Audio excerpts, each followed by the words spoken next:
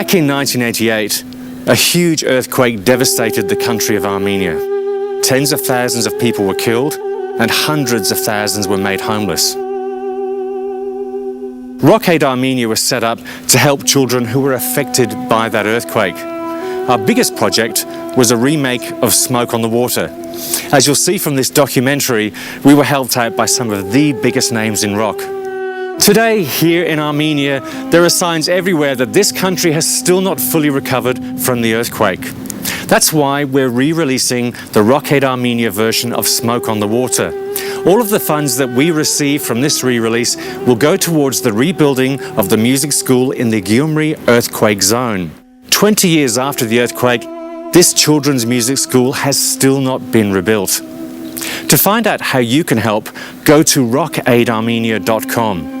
In the meantime, settle back and enjoy this piece of rock history. This is the making of Smoke on the Water.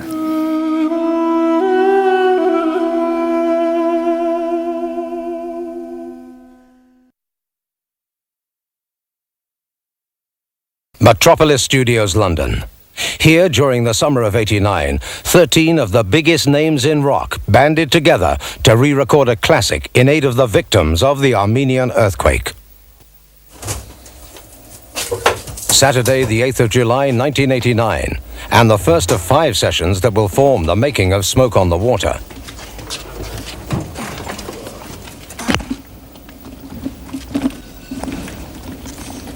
Well done. While the studio is set up, the first of an all-star cast arrives. Roger Taylor from Queen. This way, Rog.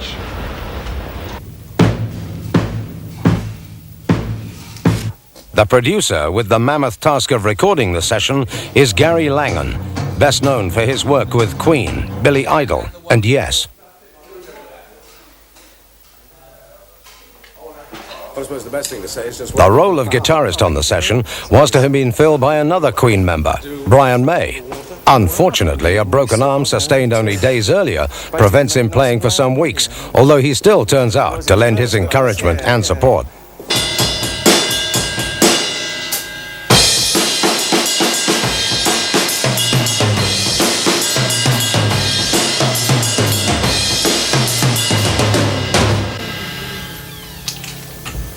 Yeah, they sound okay. On bass is the legendary Chris Squire, founder member of the group Yes, one of Britain's most successful rock exports. Maybe, yeah.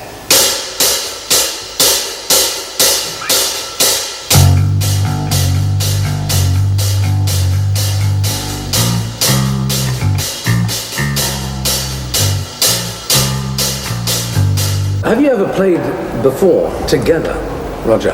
No, never. No. Yesterday was the first time when we rehearsed it, yeah. Was it strange, or was it just quite natural? Did you just go into it? No, I've always liked his drumming.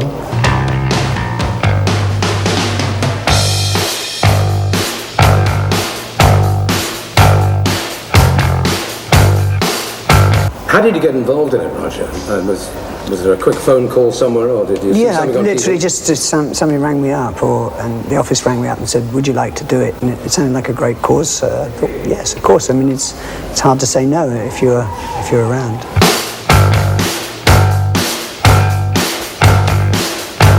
What about you, Chris? Did you have the time to just slot in? Yeah, actually it was very convenient for me because I live in Los Angeles now and we're in the middle of just starting to go into Yes recording, but I needed to come over to England anyway, so it was very good timing for me for a few days. And I think obviously the cause is very worthwhile. It's a great shame what happened, and so I guess one feels good about doing something like that.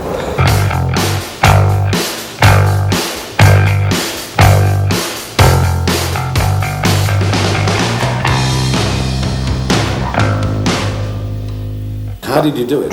I had an argument with a skateboard, or an argument with a curb on a skateboard. And you lost? And I lost, and it broke just here on the humerus, which is not as funny as it sounds, but it's going to heal though, you know. So I'm going to put my bid on later.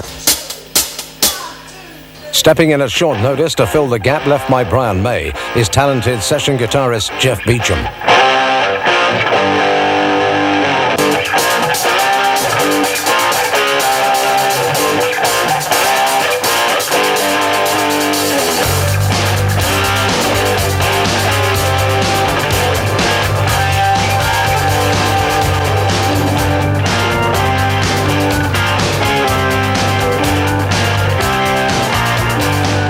Co-producer and keyboards man on Smoke on the Water is Jeff Downes, best known for his work in the supergroups Yes and Asia.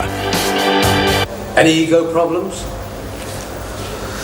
No, I don't think so. I think, you know, we rehearsed yesterday and we sorted out the ego problems then, really.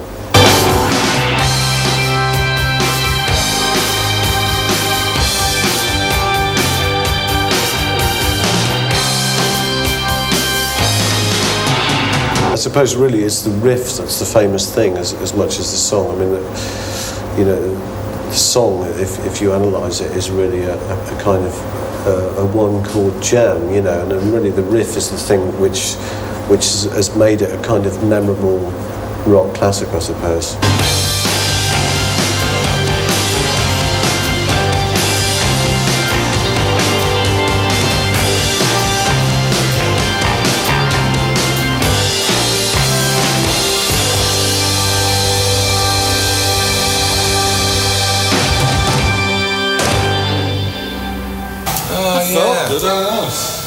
Just felt a bit lumpy going through some of the changes. Well, if Paul sings it this time, it might just clip into place.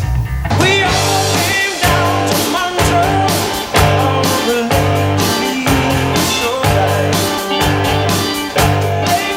Paul Rodgers' vocal talent is as highly regarded within the music business as amongst record buyers the world over. Perhaps best known for his performance with Free on the classic All Right Now, he's also sung with groups Bad Company and The Firm. I got a feeling that you're going to tear the arse, I'm sure I can use this as an adult show, the arse out of that song.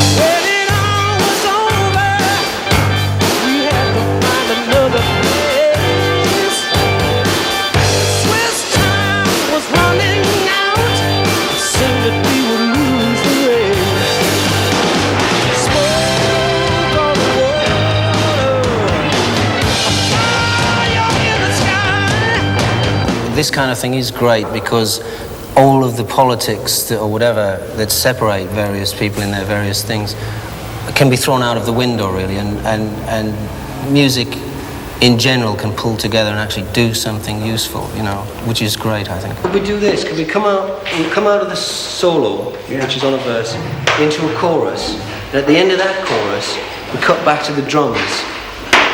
Would that get a bit complicated? No, we can do that. Let's set it back up.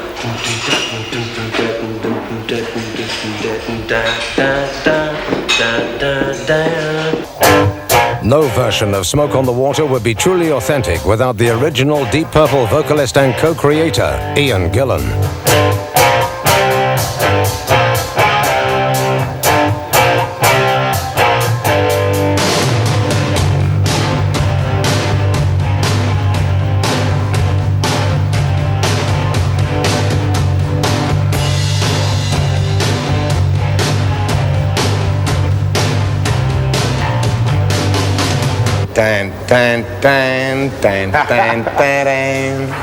You can't remember the riff. Can you remember the words? The words, no.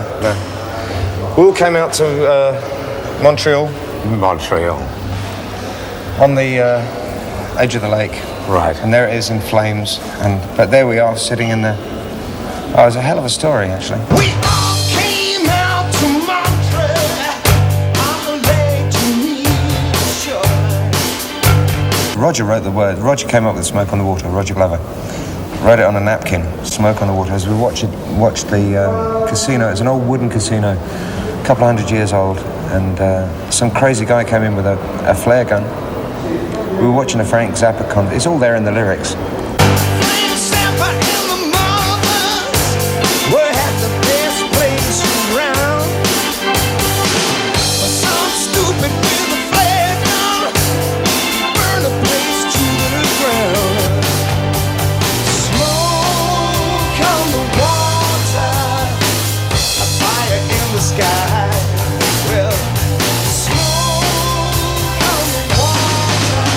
Couldn't possibly. Here's to the project. Cheers.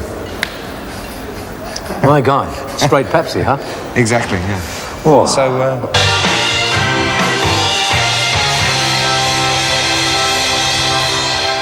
After recording the first take of the song, Gillan listens with the rest of the band and has some interesting comments.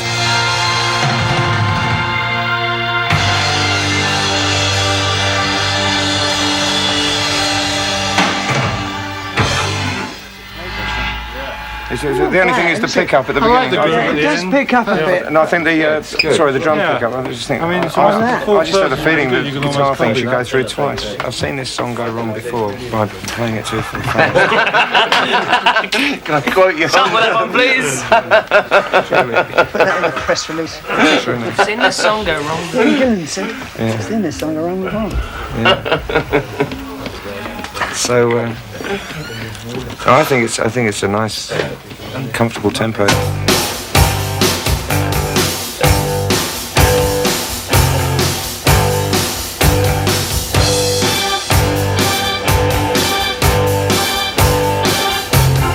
I think one doesn't need to maintain the live performance element of it. And also the fun. Yeah, exactly. You know, it's a good blow.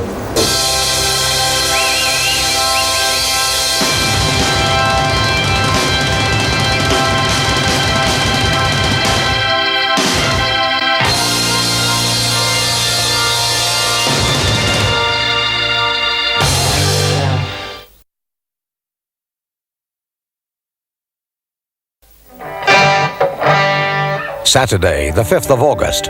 Having completed the backing track with a basic rhythm guitar, the song is ready for the many lead guitar overdubs that have been planned.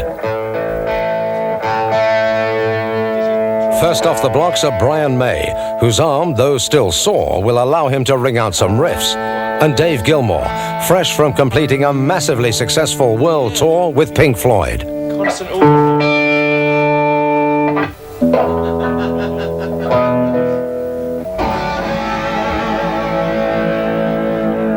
Get lost, it's all up there, where we are. The little arrow shows where we are.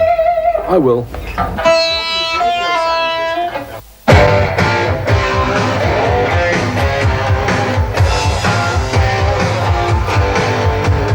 Sounded good.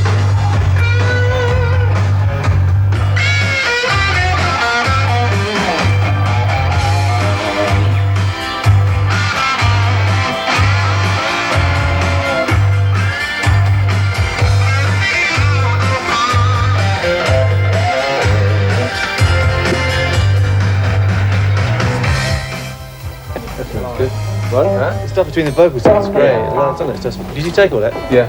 Great, it's good. Take one. Between their respective groups, Gilmour and May have sold in excess of 120 million albums. They've never played together before, so this was a perfect first opportunity to trade licks.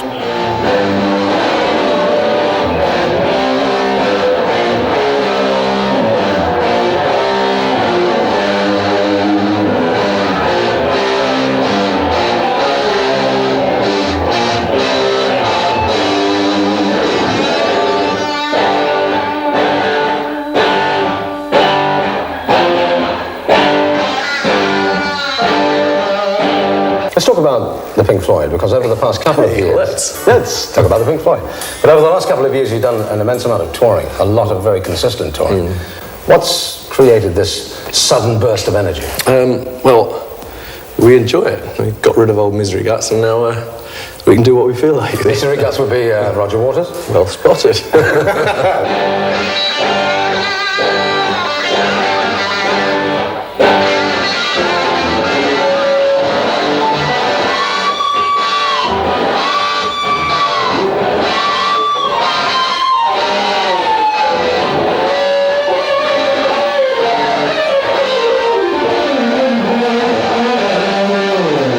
I mean, I saw Deep Purple quite a few times, yeah. And I remember one particular time, which I've probably recounted before, where they played at my college, and the power went. And I remember them. This is where I kind of learnt what professionalism was, because they, with no power, the guy the frontman, who I think was Gillan, it must have been Ian Gillan, Yeah. I guess, yeah, just stood there and sort of told a few jokes, got the audience very, very much on their side, and gradually things began to come back, and they just took the audience to a new level once the power came back on. It was very good, very impressive.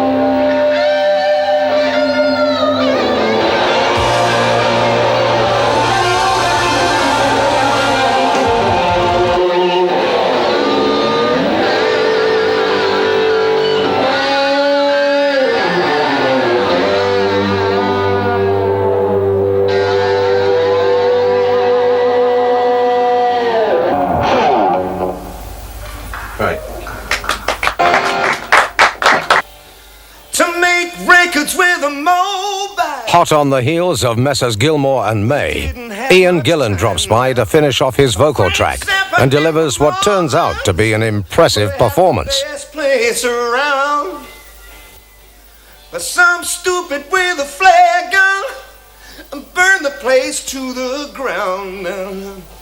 Smoke on the water, fire in the sky. Smoke on the water.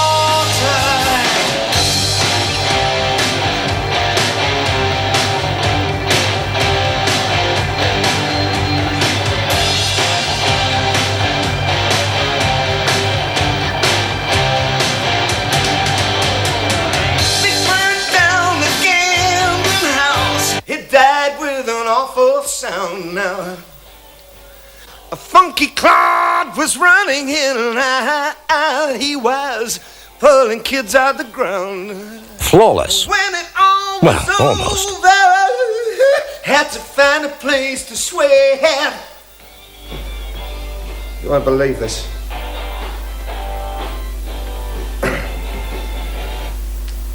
I finally forgot the words.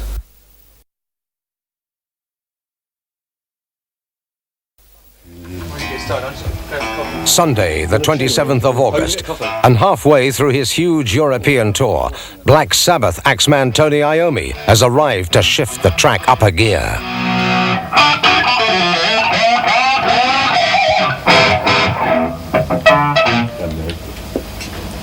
They're new this year. You've seen some wear, haven't you, sir? It's only 2 weeks old.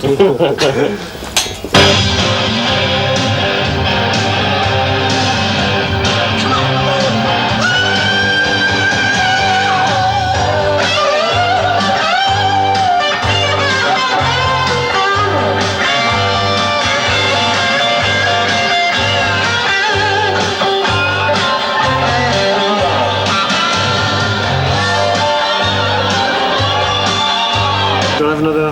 Yeah. Just one with the tuning. Make sure we got that together. Did I get the sound first before I turn up? Or?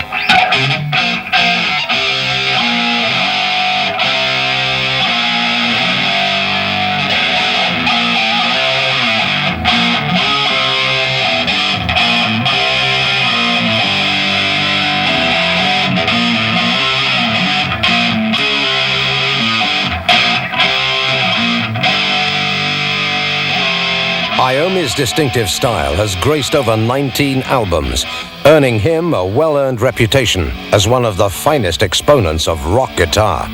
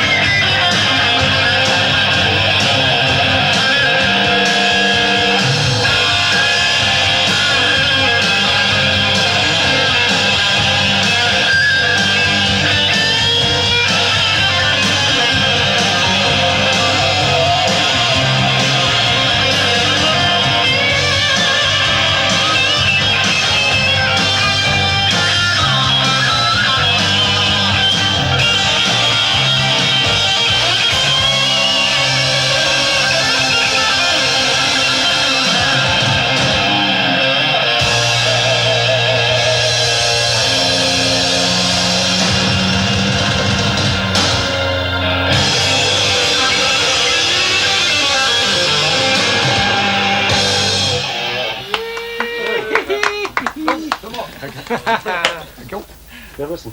Yeah. Sorry. Great to see you, sir. It's a bit loud though, wasn't it? I couldn't hear anything else.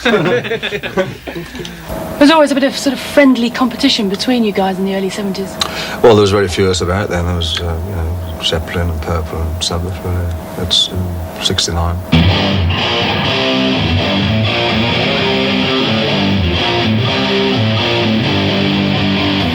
Brian's going to say something in a minute, I know he is.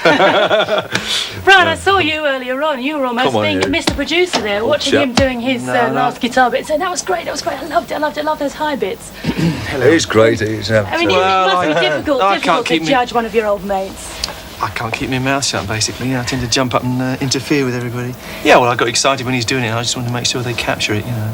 Well, you've been involved in 3 of the sessions now, haven't you, here? Well, the first one I wasn't very involved with because the arm was broken, but I'm now in rude good health.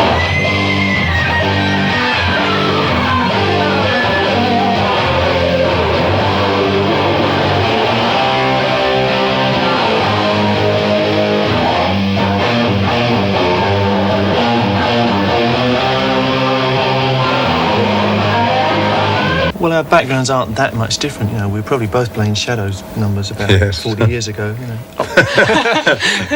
30 years ago.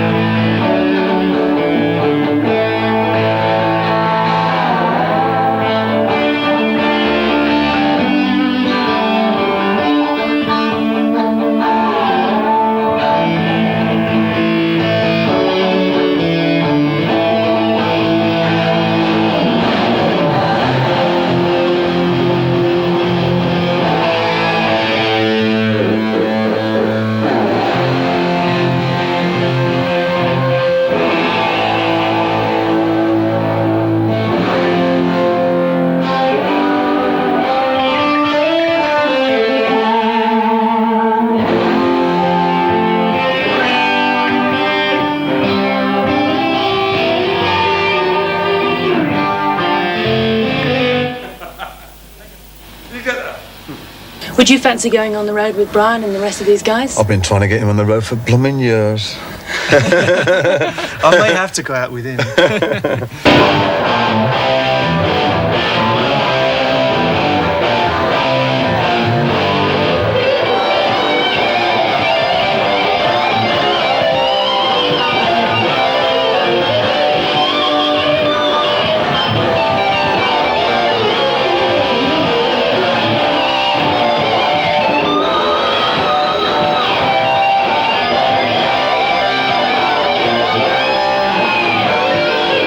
So that would be quite a line-up on stage if we had just had you two and Richie Blackmore, Dave Gilmore, and all the rest of the guys managing to fit on just at the side. It would really be a horrendous racket. Yes, but can you imagine the demands backstage? What kind of demands? What, to get us off? Get them off, quick!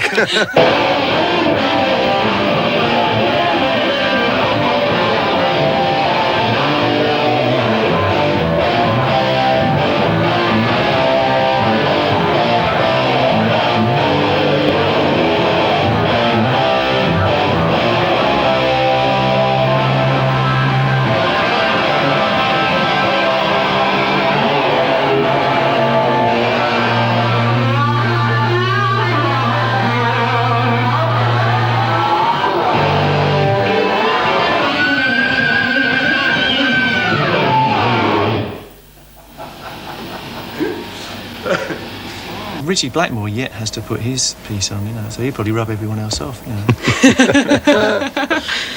You heard that, Richie? He said that. Probably deservedly so, you know. Aren't you I'd gonna love to stick see around and Richie, check but I what was hoping he's he's going to walk in the door, yeah. And so he did.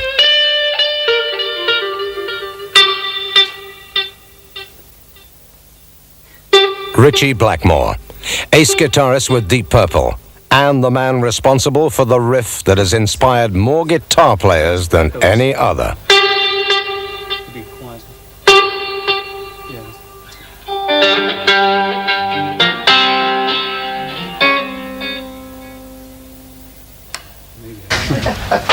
Blackmore is one of the key figures in rock guitar, with a string of major rock classics to his credit. His interests are not only confined to music, however, and as he was about to embark on a tour of German castles, it wasn't long before the conversation turned to things macabre. For instance, I had one experience. The studio is up some stairs, and I was walking towards these stairs to come down in the studio, and this lead went taut. Can you imagine a lead, just a guitar lead, just about this high, tried to trip me up as I was going down the stairs. And there was nobody in the room. I was like, let's get out of here.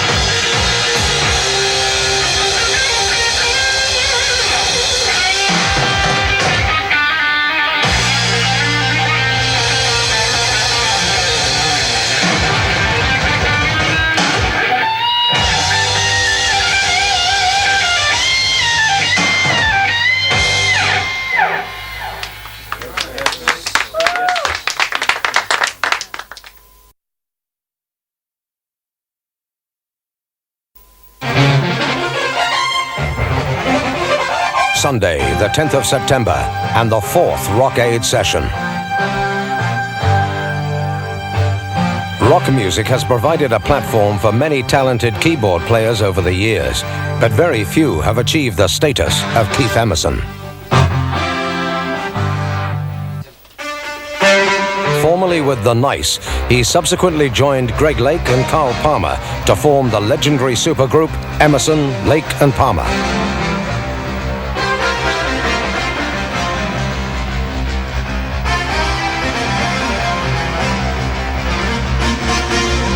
I wanted it to be a musical contribution. If it was anything less than that, I would not have done it. I'd send the money in. But what we're dealing with here is a rock classic, and we are all working together on this for a good cause. Emerson had come well prepared to the session, basing his contribution on ELP's classic version of Fanfare for the Common Man.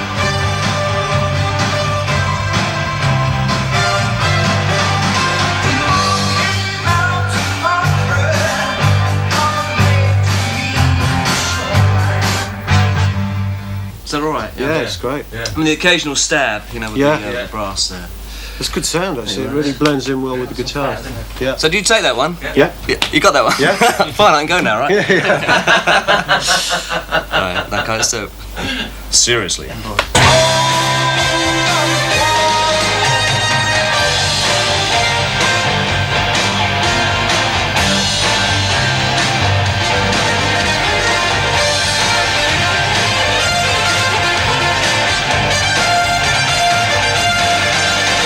The amazing thing about it is that I think we work so well together on this, and it is so right, it's not contrived.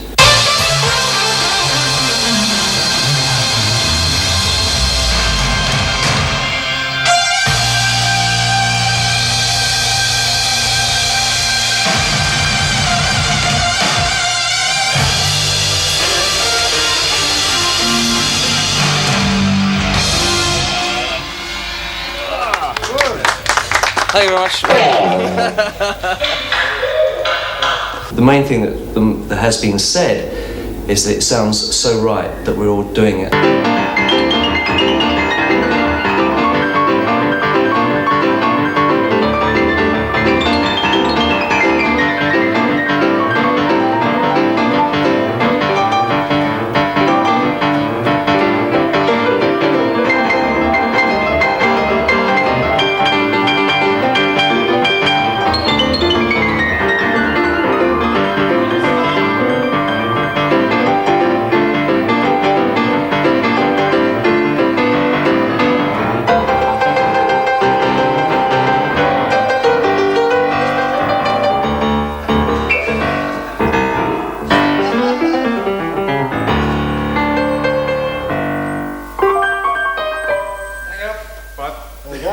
the idea of singing Smoke on the Water with guys like this, I mean, is a dream come true for me. I mean, it's I've had more fun in the studio over the 3 sessions that we've had. I mean, I actually met Brian May eventually, you know, which was a dream of mine all times. And you very seldom get the chance to meet your own heroes because you're always in a different part of the world, or you're on a different tour, or in a different studio, and that sort of thing. Another major addition to the vocal ranks, Bruce Dickinson from Iron Maiden.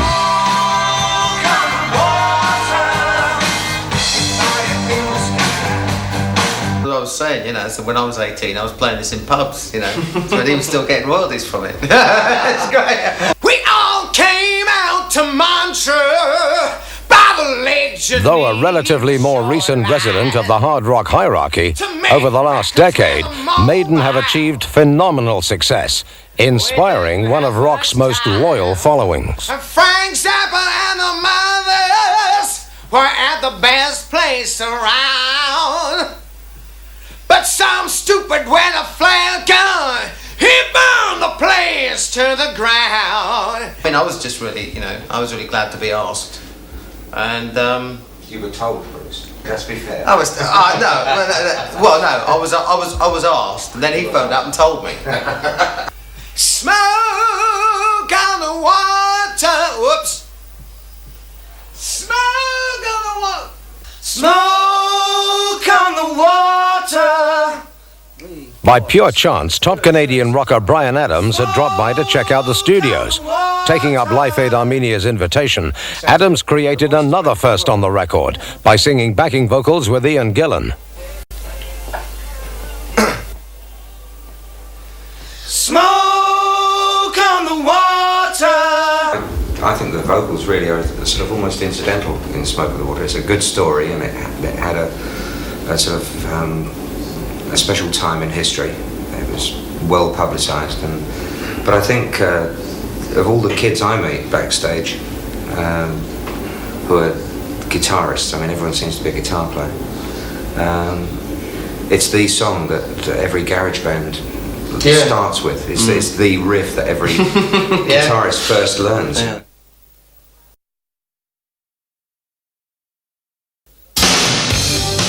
And so to complete the lineup, Life Aid Armenia asked Rush guitarist Alex Lifeson. Accompanied by dinner-bound Jeff Downs, Lifeson affirmed his distinctive style with a particularly catchy rhythm track.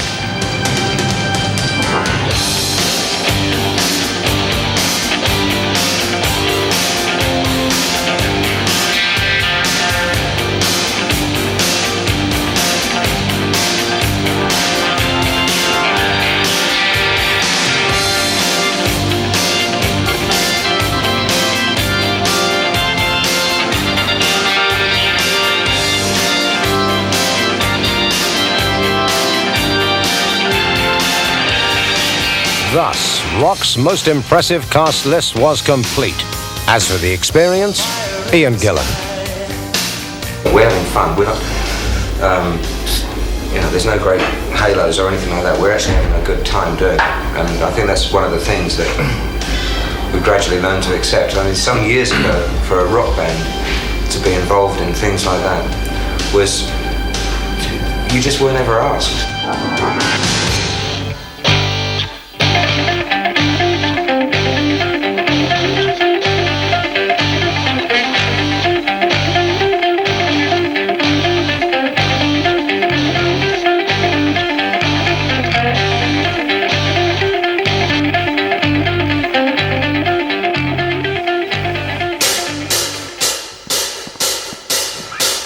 Let's just try one there.